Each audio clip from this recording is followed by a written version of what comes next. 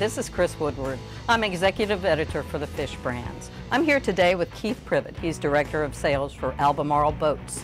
And we're aboard the 30 Express today, a brand new boat. One of the things that fishermen always like about express boats is the size of the wide open cockpit. How big is this cockpit? 64 square feet.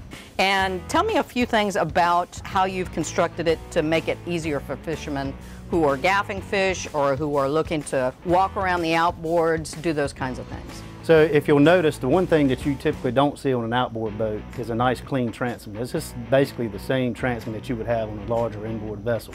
So everything stays nice and clean, uncluttered. You don't have fish wells, but you do have full access through that transom door. You can board a fish, you can get on the platform, and obviously the fish boxes being right here in the floor is easy to drag in and drop the fish right in the box. Okay, and we have a live well that's right there on the transom too. How big is that well? That's a 30-gallon live well on centerline.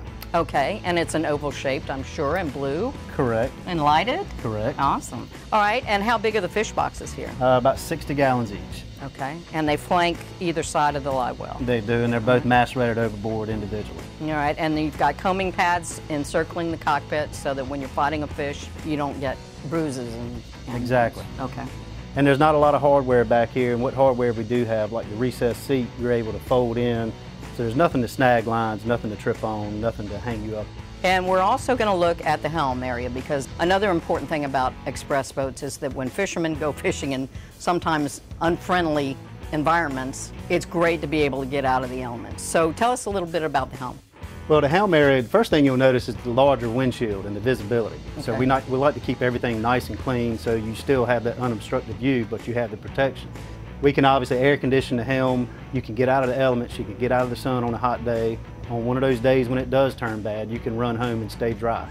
So the enclosure is completely custom, so we keep everything nice and tight and watertight. The enclosure itself, is that an option or is that standard? It's standard on the top itself, and we actually have somebody that comes in and custom fits each individual boat, so it all stays nice and tight. Okay. How many rod holders do you have? I see 4 in the aft combing and then some in this rocket launcher above us. So the one thing that we do that's a little different than most production manufacturers is we can customize each individual boat. So we'll have some boats that may fish down here in South Florida, and they'll have, 3 per side, and of course the rocket launchers across the top. We'll send a boat to the Great Lakes that may have double the rod holders that we have down here because they fish 10 to 12 rods at a time. So what we do is each individual boat, the customer gets to tell us what they want, what angles they want, and how many. Tell us a little bit about the cabin, because another special aspect of express boats is being able to overnight or put the kids and the family in a place where they're protected from the elements. Tell us a little bit about the cabin you built into this boat. Sure, so it's a standard 6.5-foot V bunk in the front, and we do have an option for Pullman bunks on each side, so you can increase it to 4 people overnight. A full galley, and obviously a stand-up head, which is a separate head but can double as a shower as well in the event of overnight. How many power options? What kind of options can you get for power? We can do twin 300s or triple 300s. Triple 300s has been the predominant choice, mainly because everybody likes the speed to begin with, but in those situations where you do have to pull back and run slower, you get a lot more torque there. But in an average 26 to 30 knot day, it's going to be economical and somewhere around a mile to the gallon or better. So Keith, thank you for the tour of the 30 Express today. This is an awesome boat. Good luck with it.